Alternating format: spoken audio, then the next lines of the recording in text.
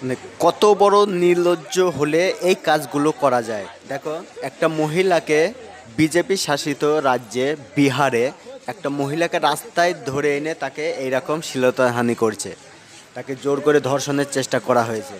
দেখো ভিডিওটা, আর ভিডিওটা বেশি বেশি করে দেখো আর বেশি বেশি শেয়ার করো।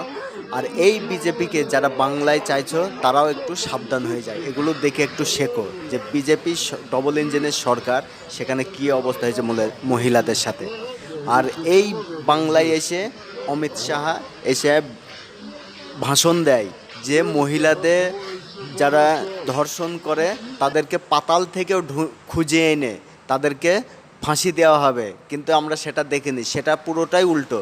সেখানে আমরা কি দেখি যে ধর্ষককে জেল থেকে বার করে নিয়ে এসে তাদেরকে মালা পরানো হয়। আর এর আগেও আমরা দেখেছি মণিপুরেও ঠিক একই ঘটনা মণিপুরেও ঘটেছিল, কিন্তু সেখানেও আমরা দেখেছি যে মণিপুরের যে ঘটনা সেই ঘটনার সাথে আজকে এটা বিহারের সাথে হচ্ছে, বিহারিদের সাথে। দেখে নাও সবাই।